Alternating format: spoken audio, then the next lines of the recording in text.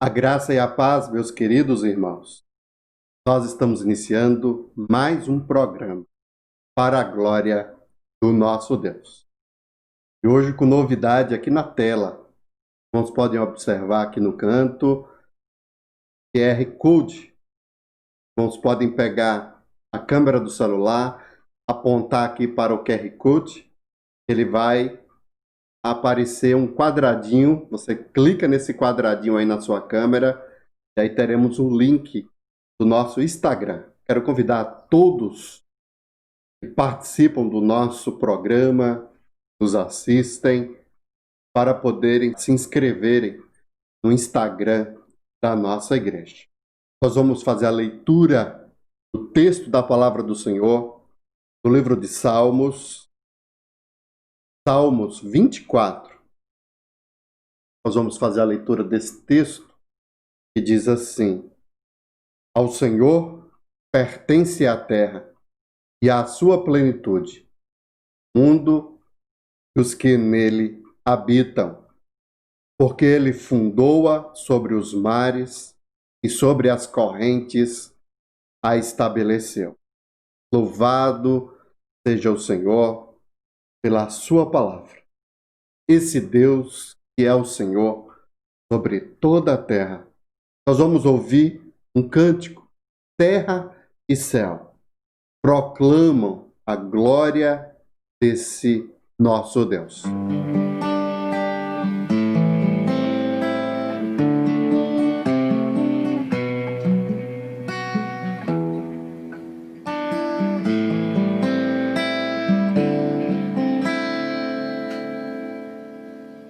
Terra e céu proclamam teu louvor, maravilhas e poder, glória e majestade ao Rei dos Reis, Senhor da vida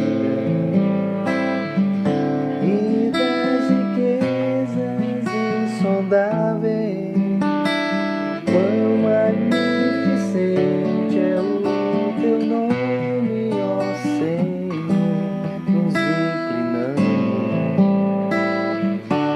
e te adoramos, porque és digno, és vencedor. Venceste a morte e da vida, és Senhor. Terra e céu proclamam teu nome, maravilhas e poder, glória e majestade ao Rei dos Reis, Senhor da vida e das riquezas insondáveis.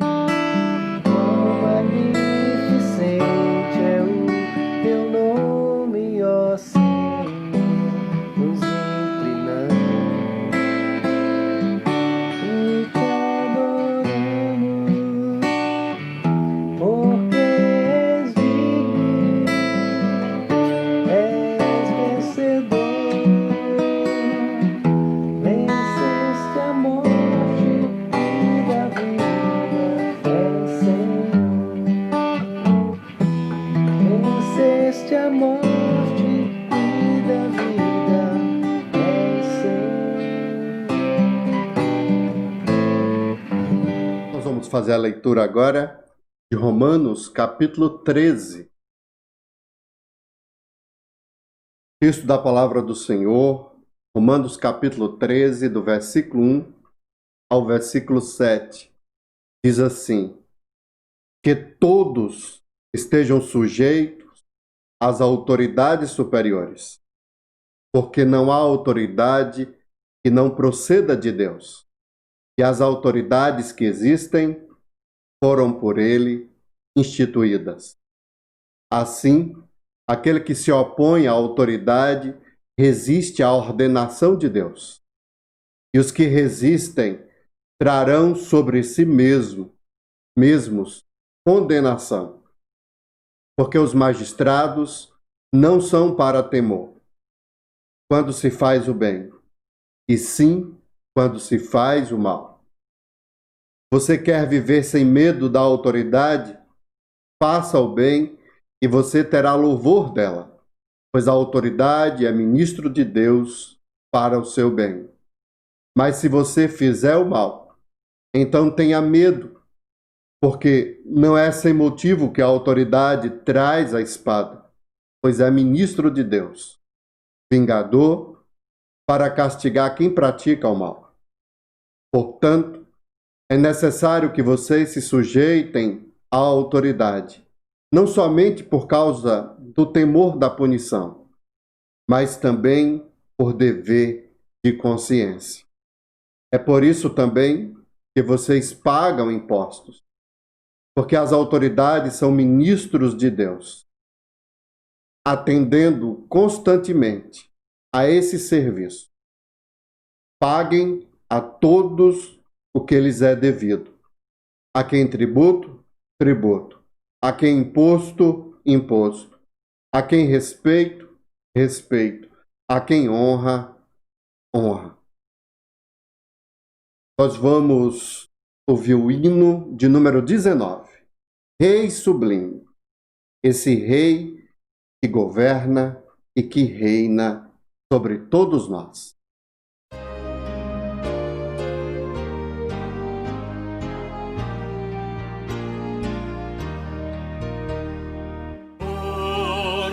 Sublime em majestade e glória, sobre as milícias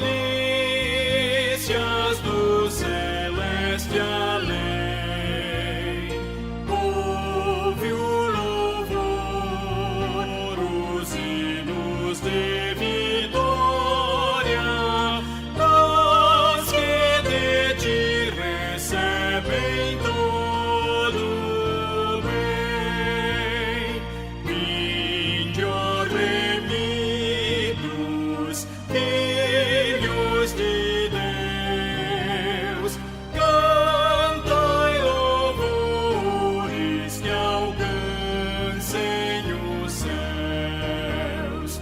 Nos altos céus, louvor a Deus ressoam, e gratidão ao soberano amor. Os redimidos com fervor entoam o nome excelso do seu benfeitor. Vinde, ó remidos, filhos de Deus, cantai louvores que alcancem os céus.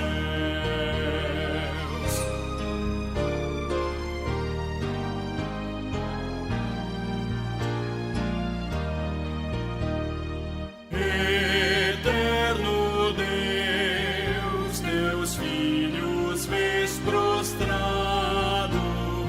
perante o brilho da superna luz, pois do pecado foram resgatados e agora rendem glórias a Jesus. Vinde, ó remidos, filhos de Deus, cantai louvores que alcancem os céus. Hoje nós vamos dar uma pastoral sobre as eleições. Nós vamos fazer a leitura de Mateus, capítulo 27. Nós vamos usar o texto de Jesus diante de Pilatos para dar uma palavra relacionada às eleições.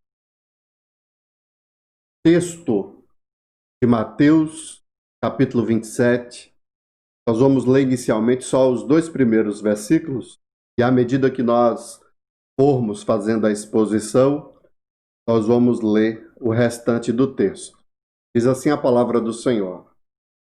Ao romper o dia, todos os principais sacerdotes, os anciãos do povo entraram em conselho contra Jesus, para o matarem. E amarrando, levaram-no e o entregaram ao governador Pilatos. Nós vamos orar, nós vamos nos colocar diante do nosso Deus, para que o Senhor possa falar conosco através da sua palavra. Meu Deus, ó Pai, nós agradecemos por esse privilégio de estarmos aqui, esse domingo, diante do Senhor, aprendendo mais do Senhor. Agradecemos, ó Deus, porque a Tua palavra, ela nos ensina em todas as áreas das nossas vidas. Não há nada que a Tua palavra não tenha instrução, não tenha ensinamento para mostrar o caminho correto para o seu povo. Por isso, ó Deus, nós clamamos para que o Senhor fale conosco através da sua palavra. É em nome de Jesus que nós te oramos. Amém. Com certeza, os irmãos ligaram a televisão e viram que durante a semana nós tivemos a eleição americana. Uma eleição muito disputada, comentada, polarizada, com vários grupos discutindo o que era certo, o que era errado, o que era o melhor, quem deveria se eleger, se houve fraude, se não houve fraudes nessa eleição. E é interessante porque no próximo domingo nós também teremos as nossas eleições aqui municipais. Então essa atmosfera, esse assunto está muito presente nas nossas mentes, nas nossas conversas, nos grupos de redes sociais, onde todos comentam e falam sobre política, sobre eleições. Então, como pastor, eu senti o dever de poder trazer uma pastoral, uma mensagem para instruir a Igreja do Senhor sobre esse assunto. Então, esse vai ser o nosso objetivo dessa noite. Nós não vamos fazer uma exposição do texto propriamente dito, mas o nosso objetivo é pegar a sociedade romana, onde nós temos essa estrutura de democracia, essa estrutura de sociedade, o princípio, o embrião da sociedade moderna de hoje. Então eu vou pegar um texto lá de Jesus perante Pilatos e fazer um paralelo com a nossa sociedade atual. O objetivo da nossa pastoral na noite de hoje é falar sobre o tema: o que o eleitor precisa saber antes de votar. O que o eleitor precisa saber antes de votar. E a primeira coisa que nós vamos aprender na noite de hoje é que o eleitor precisa saber o que motiva os seus governantes. O que motiva os seus governantes. Nós vamos voltar ao texto de Mateus, capítulo 27. Nós vamos fazer a leitura do versículo 2. Mateus, capítulo 27, versículo 2 diz assim: E amarrando, levaram-no e o entregaram ao governador Pilatos. Então, desde o início, eu quero deixar bem claro aqui para que os irmãos possam compreender. Nós estamos diante de uma estrutura romana, onde havia o imperador, e dentro da sociedade romana, pessoas eram escolhidas para controlar, para governar determinadas regiões. Nós temos, dentro do contexto aqui do Evangelho, Herodes, onde Jesus é levado perante Herodes, porque houve uma citação de que ele era da Galileia e que os problemas, o tumulto, a confusão aí com os judeus tinha acontecido lá na Galileia. Então, como Herodes era responsável por aquela região, Pilatos encaminha Jesus para aquela localidade, para aquele governador. Mas agora, Jesus é trazido novamente perante Pilatos, porque Pilatos ele não aceita julgar o caso, e como a confusão aconteceu em Jerusalém, e aqui é o território de Pilatos, Jesus ele é amarrado e levado e entregue ao governador Pilatos. O versículo 11, ele diz assim: Jesus estava em pé diante do governador, e esse o interrogou, dizendo: Você é o rei dos judeus? Jesus respondeu: O Senhor está dizendo isso. Governador Pilatos, e aqui nós temos a ideia de poder. Jesus está perante Pilatos, e ele tem esse poder, essa autoridade de questionar, de julgar, de poder avaliar a causa. O versículo de número 13. Então Pilatos perguntou: Não está ouvindo quantas acusações fazem contra você? Então nós temos os acusadores, nós temos Jesus, que era o acusado, e Pilatos aqui na posição de alguém que tem essa condição de dar um veredito, de dizer se as acusações são reais ou se... E ele também tinha um poder de inocentar o réu, no caso aqui, Jesus Cristo. O versículo 14, mas Jesus não respondeu nenhuma palavra, ao ponto de o governador ficar muito admirado. Por que isso? Porque Jesus está perante uma autoridade, alguém que tinha poder e capacidade de livrá-lo. E diante das acusações, das perguntas, Jesus não falou coisa alguma. Só que, quando nós falamos sobre governador, e o nosso objetivo aqui é mostrar a motivação dos governadores, nós estamos pegando como base a sociedade romana, essa estrutura. Capítulo 27, versículo 15, vai revelar o que está por detrás, o que está no coração de Pilatos. Versículo 15 a 17 diz assim: Ora, por causa da festa, o governador costumava soltar ao povo um preso, conforme eles quisessem. Naquela ocasião, eles tinham um preso muito conhecido chamado Barrabás. Estando, pois, o povo reunido, Pilatos lhe perguntou: Quem vocês querem que eu solte? Barrabás ou Jesus, chamado Cristo?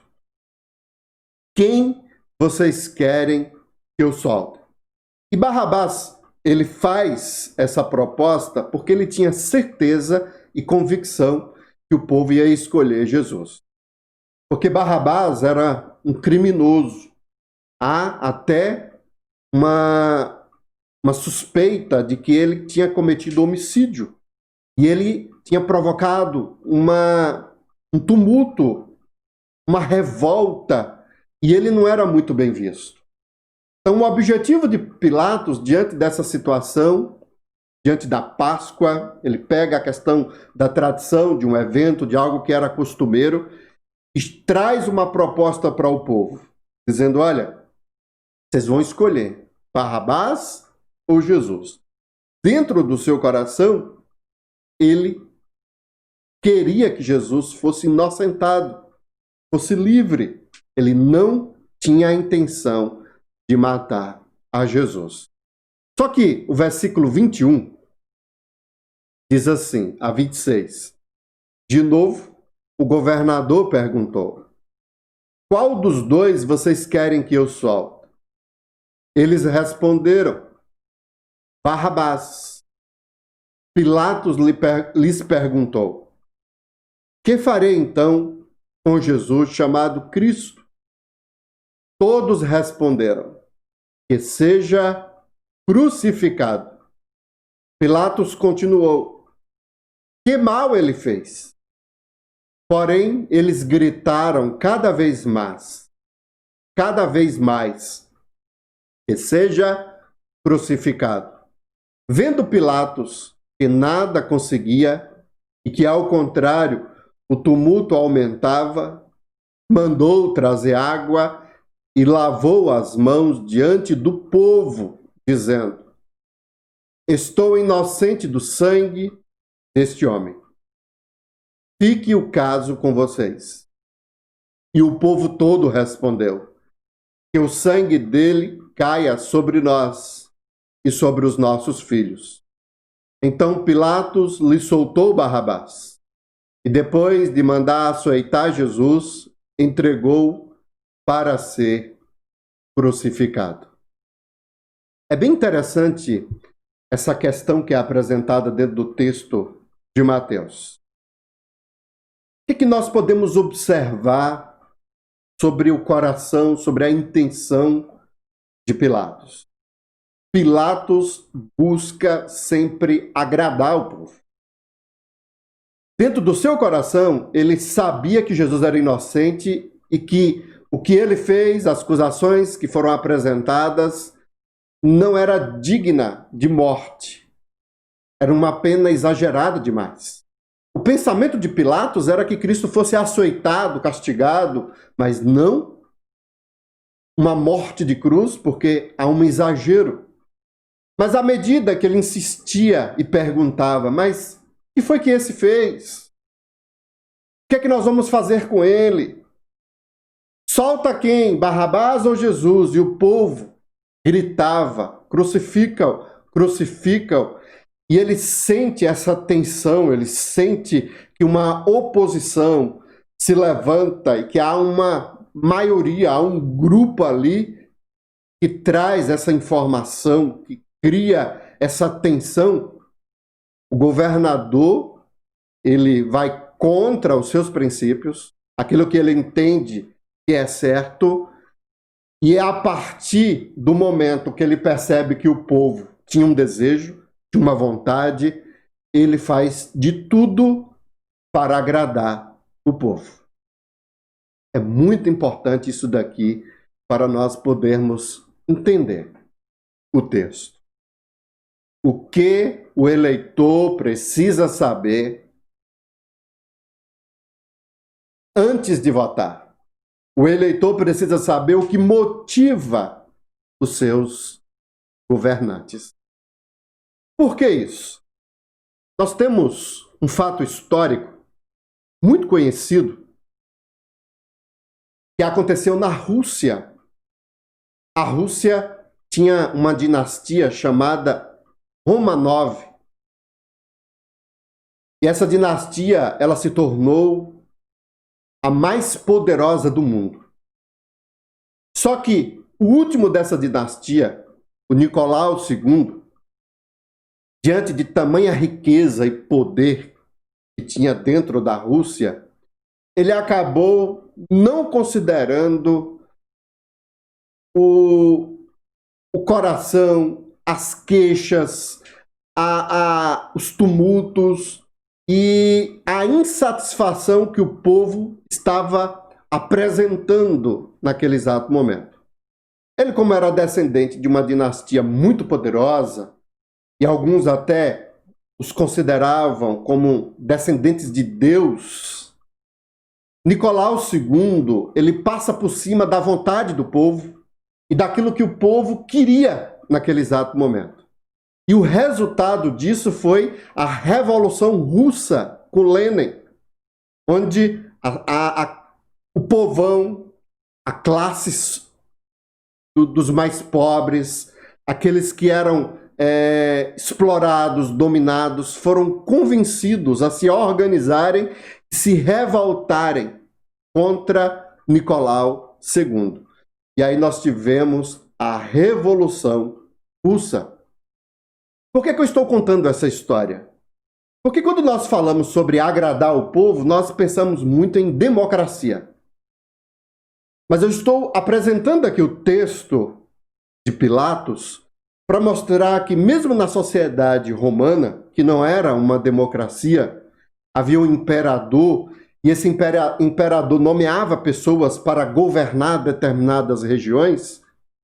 Os governantes que tinham juízo, governantes que tinham sabedoria, conseguiam entender que para governar eles precisavam resolver conflitos, tumultos, ouvir as insatisfações do povo. Então os governantes, eles não poderiam se levantar contra o desejo da maioria. As pessoas gritavam, as pessoas diziam: crucificam, crucificam. É muito perigoso, mesmo diante de uma ditadura, de um império, de uma monarquia, não considerar o desejo do povo, a manifestação, a voz do povo, porque isso pode futuramente trazer problemas. E foi justamente através dessa política, desse comportamento, que Pilatos ele busca ter paz com aquela multidão. Ele entrega a Jesus, mesmo sabendo que as acusações não eram suficientes para uma crucificação. Quem fala muito sobre isso é um filósofo alemão, Nietzsche, que defende a vontade do poder. É bem interessante porque Nietzsche foi um dos primeiros que conseguiu enxergar isso. Ele diz assim que a vontade do poder é igual à realização, à ambição e o esforço de alcançar a posição mais alta possível na vida. E as pessoas sabem que para adquirir o poder, ela precisa agradar, ela precisa usar da política, das relações, para que ela possa permanecer no poder. Muitas pessoas votam até hoje acreditando na bondade, pureza e boas intenções dos seus governadores, dos seus governantes. Mas nós podemos observar aqui no texto e também aplicar para os nossos dias de hoje que o que motiva os governantes é justamente essa necessidade, essa busca incessante de agradar a maioria, de agradar o povo. A segunda coisa que nós vamos aprender na noite de hoje, o que o eleitor precisa saber antes de votar. Primeiramente, nós aprendemos sobre a motivação dos governantes. Agora, nós vamos aprender sobre a tomada de decisão. O eleitor precisa saber quem está por trás nas tomadas de decisões. É a segunda coisa que nós iremos aprender na noite de hoje. O eleitor precisa saber quem está por trás nas tomadas de decisões. Então nós vamos voltar ao texto. Mateus, capítulo 27, versículo 1, diz assim: Ao romper o dia, todos os principais sacerdotes e os anciãos do povo entraram em conselho contra Jesus para o matarem. Quem está por trás aqui dessa tomada de decisão, desse julgamento, dessa sentença que foi dada a Jesus Cristo? O texto diz assim, todos os principais sacerdotes e os anciãos do povo entraram em conselho contra Jesus para o matarem. O versículo 12 diz assim: e sendo acusado pelos o quê? Principais sacerdotes e pelos anciãos, Jesus nada respondeu. Quem acusa, quem trouxe essa questão, não foi o povão, mas os sacerdotes e os anciãos, os principais, os líderes, os cabeças do povo, se reuniram e em portas fechadas eles tomaram essa decisão, começaram a impor, a colocar diante do governador Pilatos. Dentro da sociedade romana, nós temos a pirâmide. Quem está no topo da pirâmide, aqui, dentro dessa região, desse contexto de Jerusalém, é o governador Pilatos. Mas quem está no meio da pirâmide são os líderes religiosos, aqueles que representavam o povo. Então, eles tinham tanto contato com o que governava, como eles também tinham influência com o povão, aqueles que estavam abaixo na pirâmide. Então nós temos aqui os sacerdotes e os líderes como os que influenciam na tomada de decisão. Nós vamos ler um outro texto, texto de João. Ele vai esclarecer ainda mais essa questão. Porque ao tratar sobre esse assunto, em João capítulo 19, versículo 4, diz assim: Pilatos saiu outra vez e disse aos judeus: eis que eu o apresento a vocês para que saibam que não encontro nele crime algum. Então Jesus saiu, trazendo a coroa de espinhos e o manto de púrpura. E Pilatos lhes disse: eis o homem. Quando viram Jesus, olha o que é que diz o texto, os principais sacerdotes e os guardas gritaram: crucifique, crucifique. Pilatos repetiu: leve-no daqui vocês mesmos e o crucifiquem, porque eu não encontro nele crime algum. Os judeus responderam, e judeus aqui são os principais sacerdotes. Essa é a ideia que João traz no texto. Temos uma lei, e segundo essa lei, ele deve morrer, porque se fez filho de Deus. Pilatos, ouvindo tal declaração, ficou ainda mais atemorizado. Então, o texto vai mostrar em João que quem está por detrás desse crucifique são os líderes, os sacerdotes. É interessante essa diferença que há entre João e Mateus. Não é que os dois estão tratando de histórias diferentes, mas um está apresentando a situação como aconteceu, o relato de Mateus, e João tem aqui um cunho teológico. João enxerga quem influenciou, quem estava por trás de tudo isso.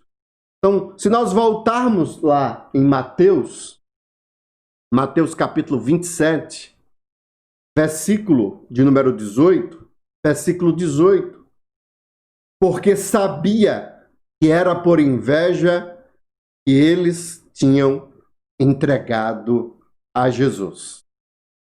E aí o texto de João, versículo 12, capítulo 19, versículo 12, diz assim: a partir desse momento, Pilatos queria soltá-lo, mas os judeus gritavam: se você soltar esse homem, não é amigo de César.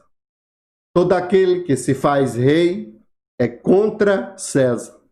Quando Pilatos ouviu essas palavras, trouxe Jesus para fora e sentou-se no tribunal, no lugar chamado Pavimento, em hebraico, Gábata, e era a preparação da Páscoa, por volta do meio-dia. E Pilatos disse aos judeus, no caso aqui são os principais sacerdotes, os líderes: eis aqui o rei de vocês. Eles, porém, clamavam: fora, fora, crucifica-o. Então Pilatos perguntou: devo crucificar o rei de vocês? Os principais sacerdotes responderam. Olha o jogo de palavras que é usado dentro de João. João entende que quem influencia, quem é o responsável pela tomada de decisão da crucificação, são os principais sacerdotes. Não temos rei, senão César. Então Pilatos entregou Jesus para ser crucificado e eles o levaram.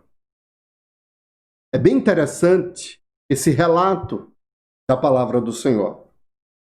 O eleitor precisa saber quem está por trás nas tomadas de decisões.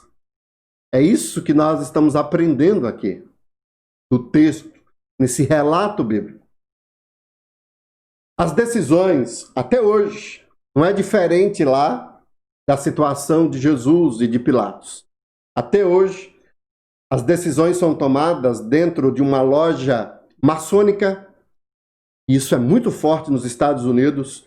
Nós temos várias decisões que aconteceram, inclusive até de presidentes dos Estados Unidos, dentro de lojas maçônicas, de associações, de clubes, de reuniões de pessoas que têm dinheiro, status, influência e poder. Não é diferente hoje.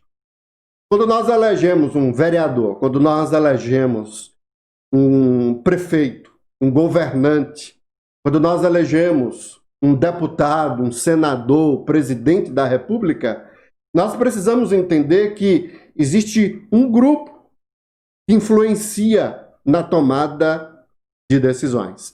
E esse grupo não é o povão. São pessoas que têm influência sobre o povo, de alguma forma.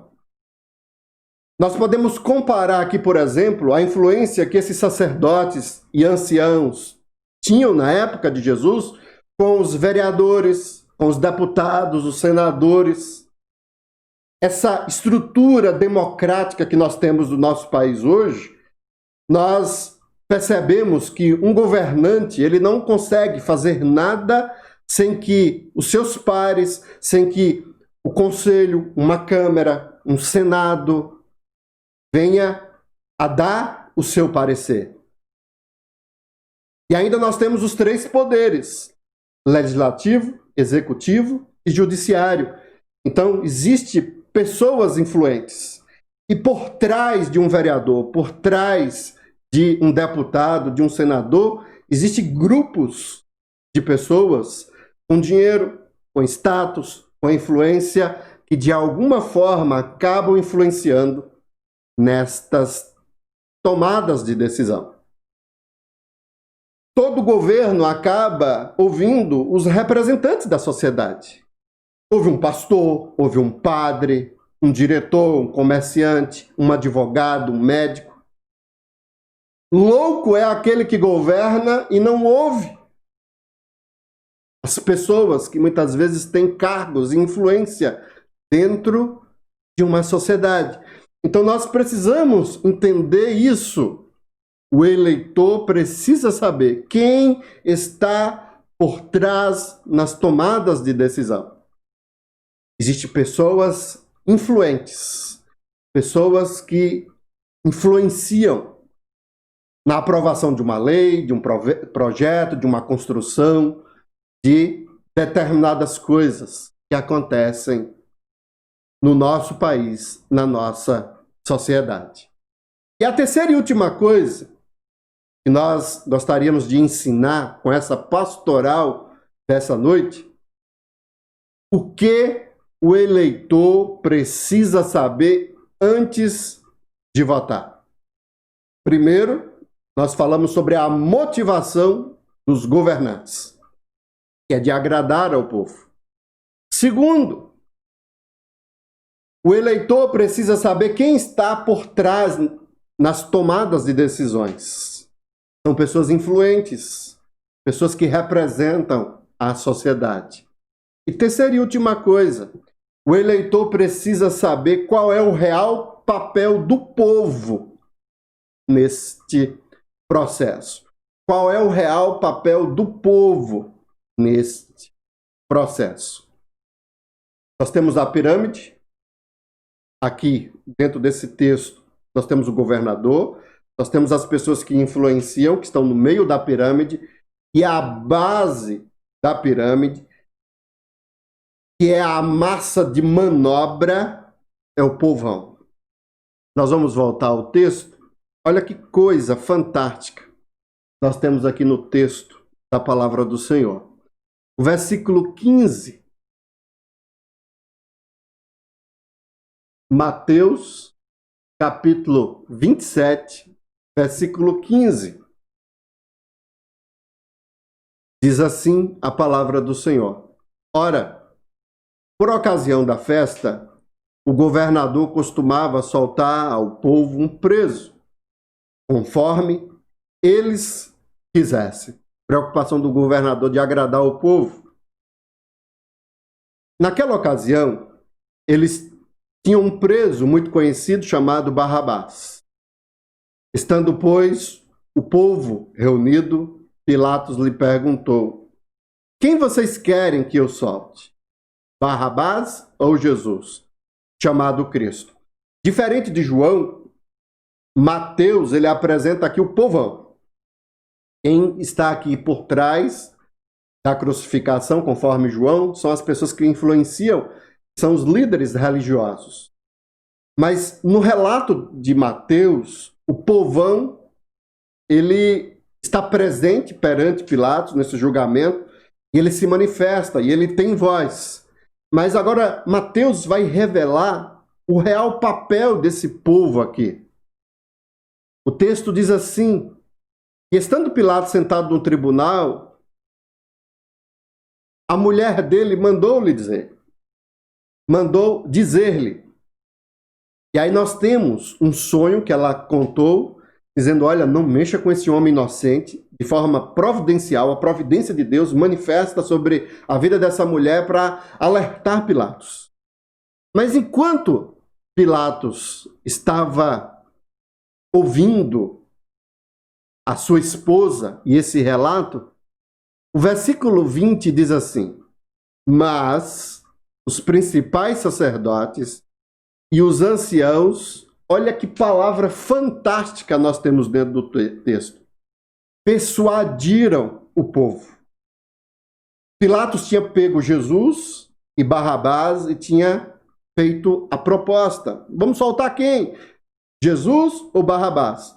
Nesse momento, a esposa, ela manda dizer a Pilatos, Pilatos está ali ouvindo a informação, o que a esposa tinha para dizer, e nesse momento, isso estava acontecendo, os principais sacerdotes e anciãos estavam persuadindo o povo a que pedisse Barrabás e condenasse Jesus à morte.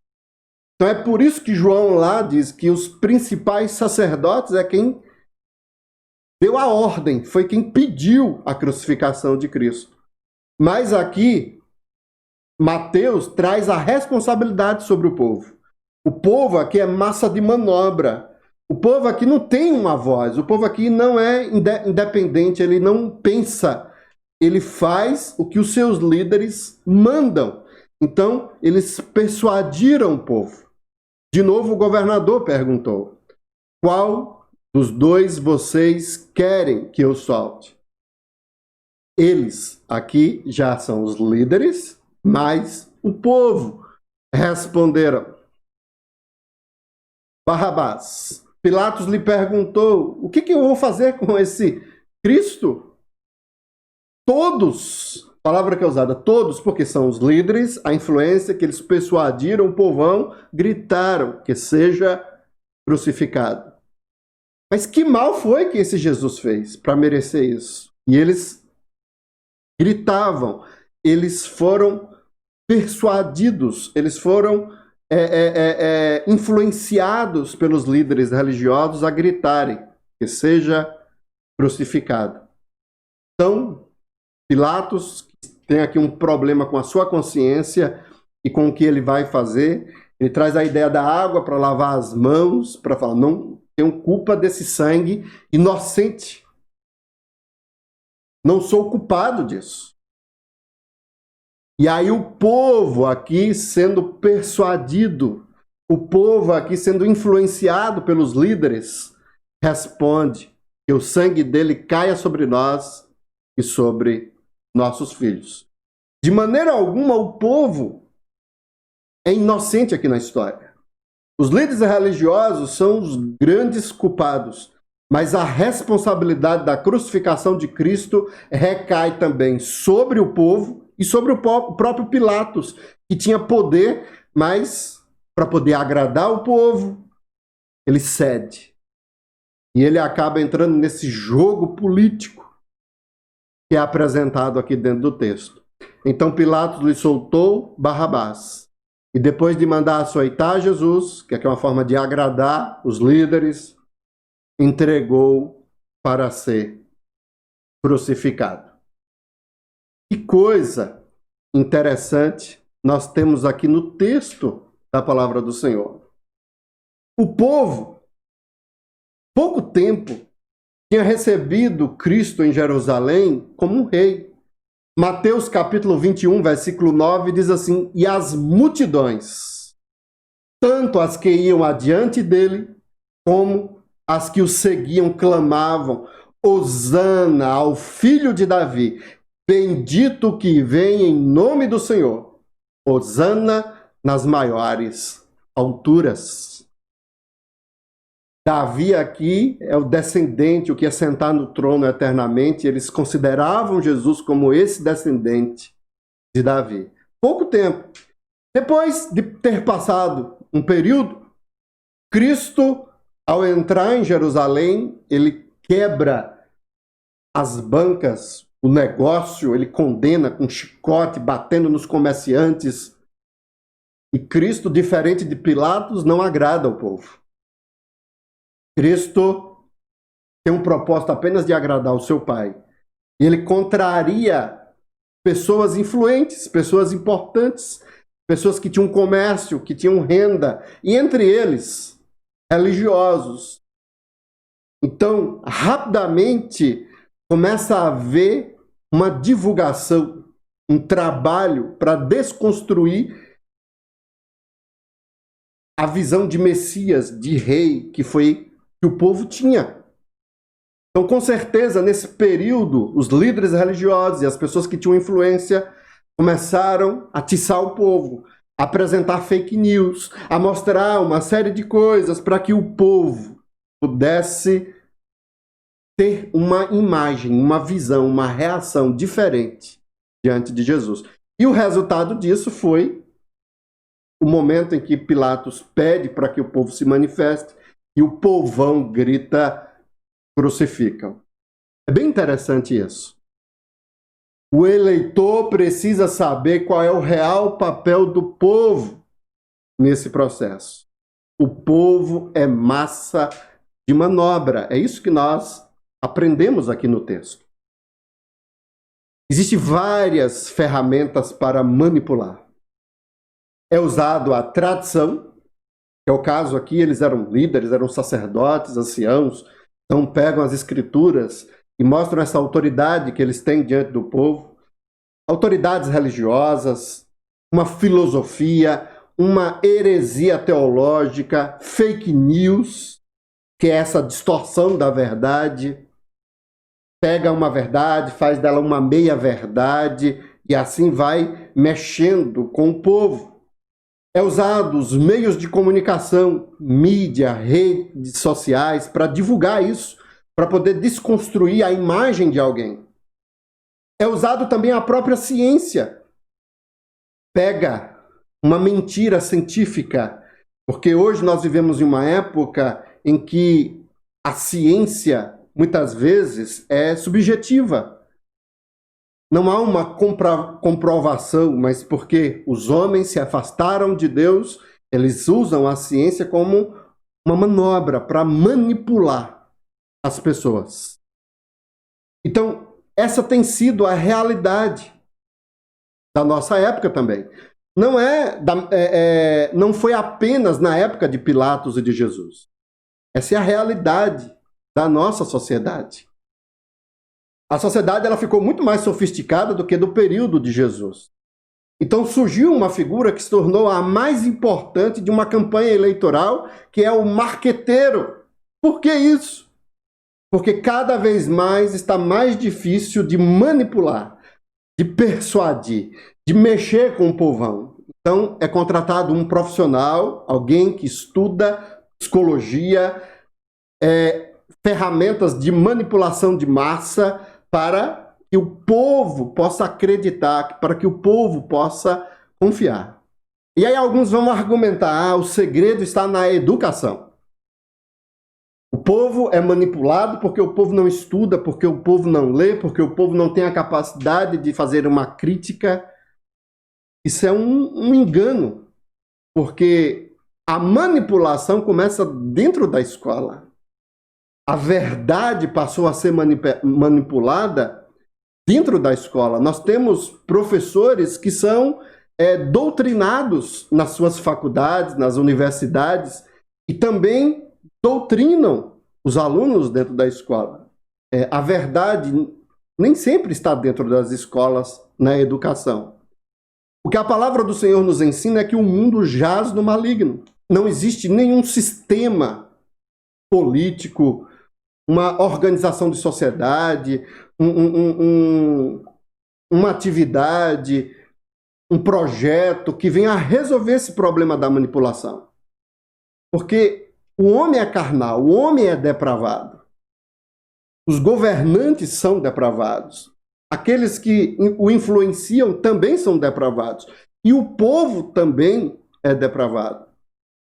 Então, a solução não está dentro da sociedade. E o que tem nos deixado muito triste nesse período é que os nossos irmãos, as pessoas que são crentes, que são membros da igreja, vão para as redes sociais para ficar brigando por causa de um candidato, por causa de uma ideologia, por causa de uma visão.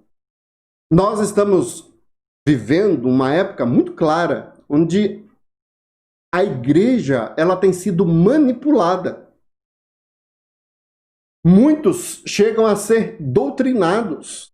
Quando você vai conversar com um crente, com uma pessoa que está dentro da igreja, até mesmo um presbítero, um pastor, você percebe que aquela pessoa é como se fosse um papagaio de um grupo político, de um candidato, porque ele fala no mesmo linguajar, ele usa os mesmos argumentos que o candidato lá, que o grupo, que a ideologia política usa. O povo tem se tornado manipulado, massa de manobra nos nossos dias. E o povo aqui não é o povão incrédulo, mas também os membros das nossas igrejas. Eu quero concluir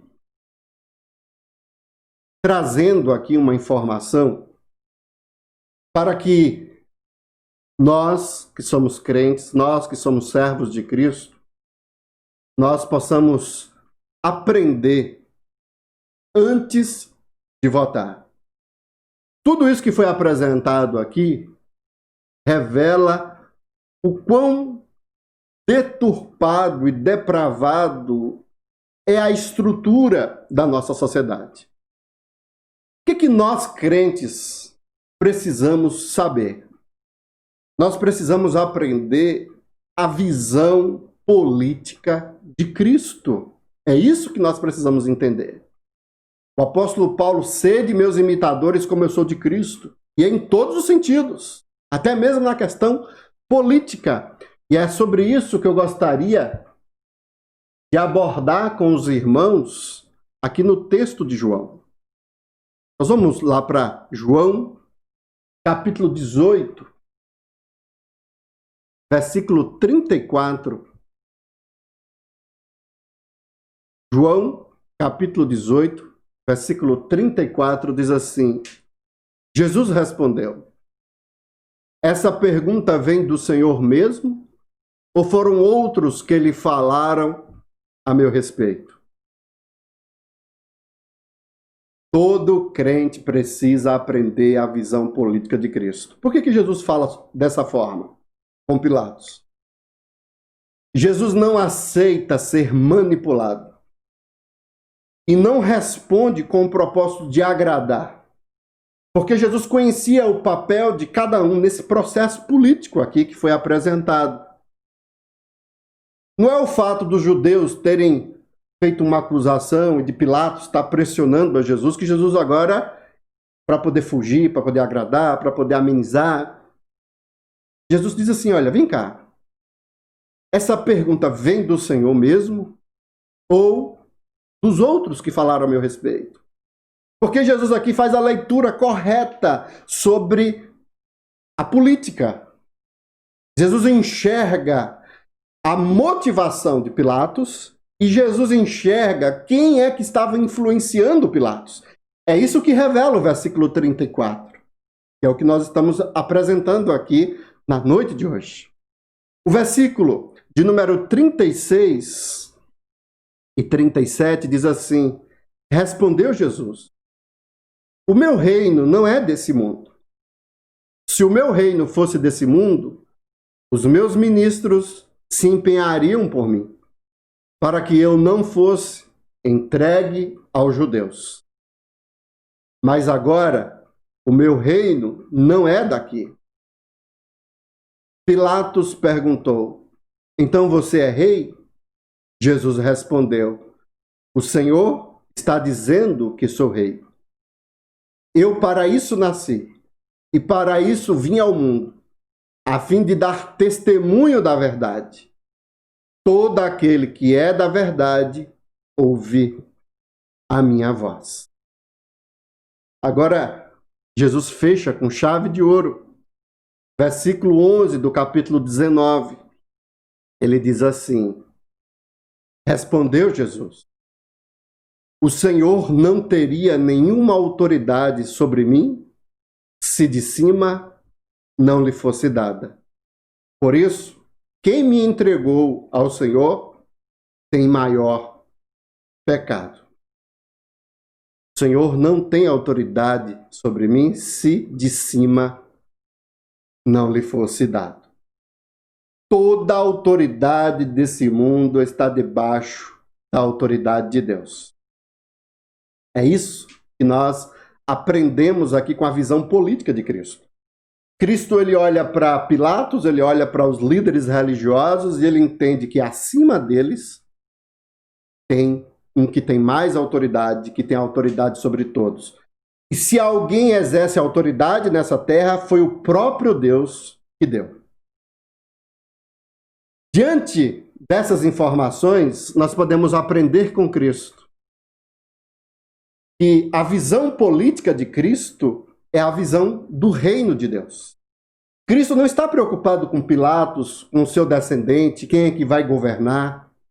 Cristo não está preocupado a quem ele vai pagar imposto, se é a César, se é algum outro imperador.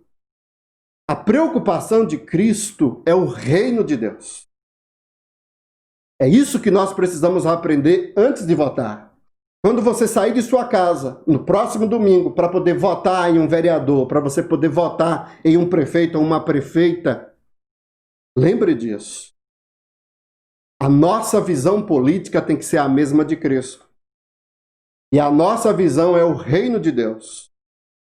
Quando Jesus foi questionado por Pilatos, Jesus respondeu o reino de Deus, que ele era rei. E tudo aquilo estava acontecendo porque tinha um propósito, porque tinha um sentido, porque o Senhor tinha permitido. E que ele tinha vindo para a terra para poder reinar. Tudo isso faz parte de um projeto, de um plano do nosso Deus. O rei é Cristo. Então nós temos o governador, nós temos as pessoas que influenciam, mas somente os súditos, somente aqueles que servem a Cristo é que devem ser influenciados por ele. O governador não pode nos fazer massa de manobra. Aquele que nos governa não pode nos influenciar para que venhamos a fazer determinadas coisas. Nós temos que ser influenciados unicamente pela palavra de Cristo, pela palavra de Deus. É isso que tem que nortear as nossas vidas. O crente tem que abandonar as ideologias, o crente tem que abandonar aquilo que ele acha que é certo, aquilo que ele defende, que ele acredita que vai mudar esse mundo. E ele precisa se voltar à palavra de Deus. A terceira coisa que nós precisamos entender sobre a política de Cristo é que toda autoridade é constituída por Deus. Inclusive, é por causa disso que Cristo se submete a Pilatos e aos líderes dos judeus. Ele tem poder.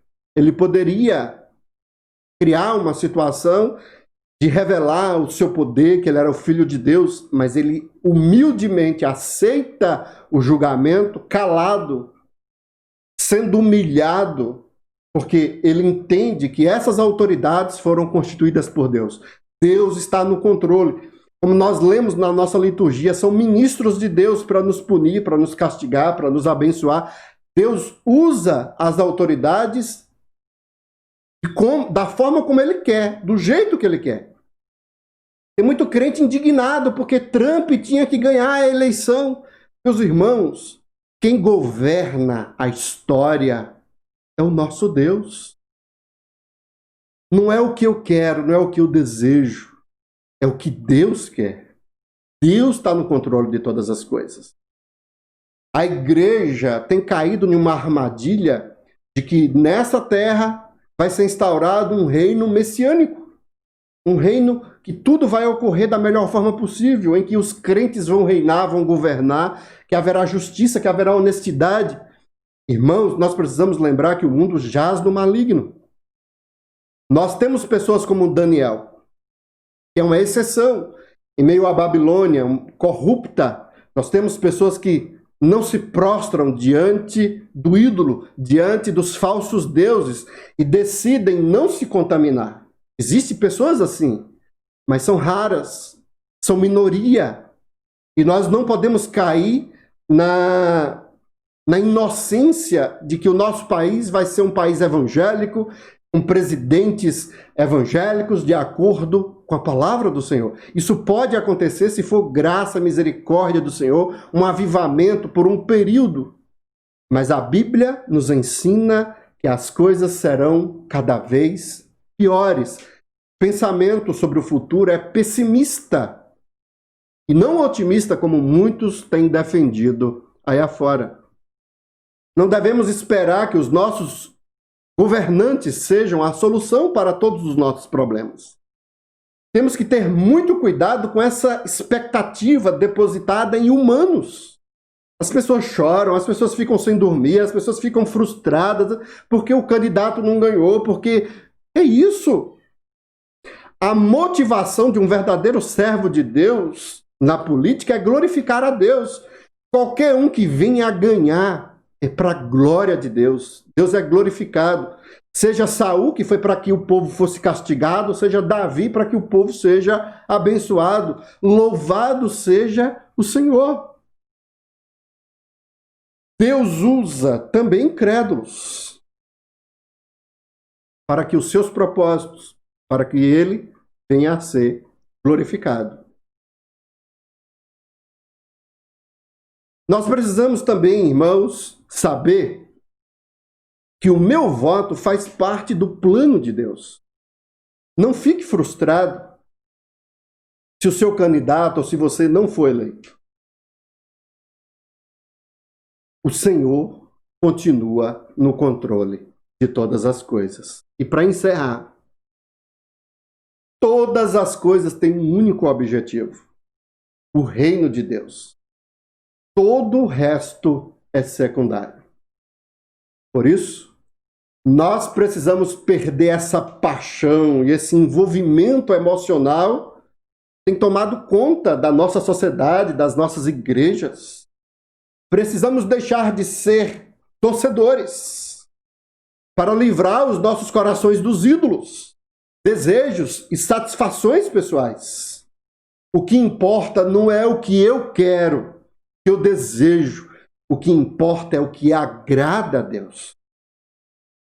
E é baseado nisso, irmãos, que nós vamos ouvir um cântico. Digno é o Cordeiro. Não sei se os irmãos perceberam na nossa liturgia, mas toda ela foi feita para mostrar o nosso Rei, o nosso Senhor.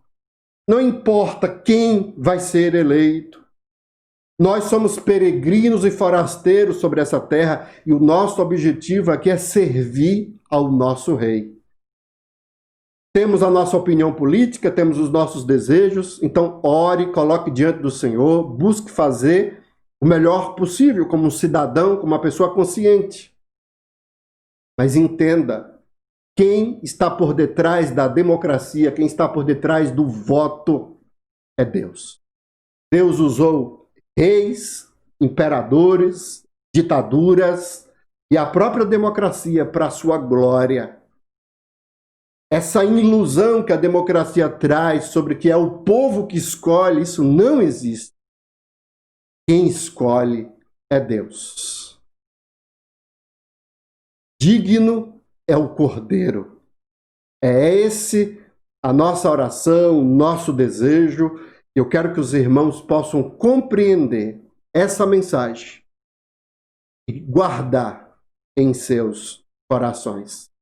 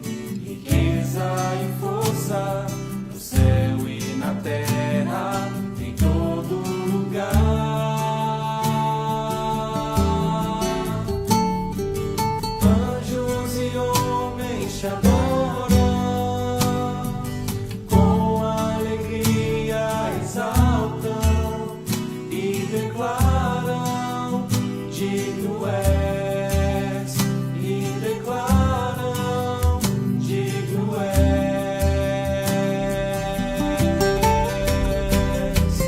Digno é o Cordeiro,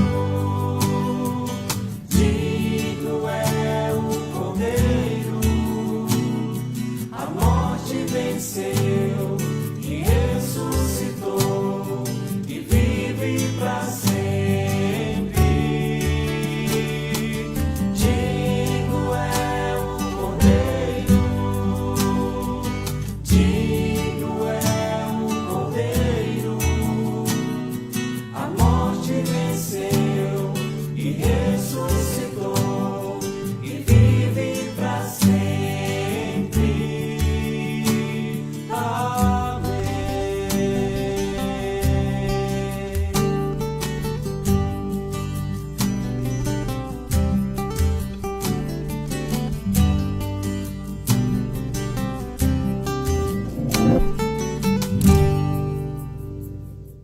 Nós vamos orar?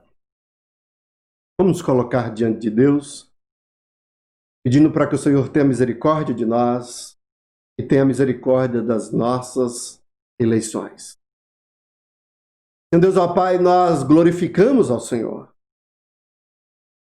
E nós estamos muito alegres, porque nessa noite, ó Deus, nós podemos entender a Tua soberania e o poder que o Senhor tem sobre todas as coisas.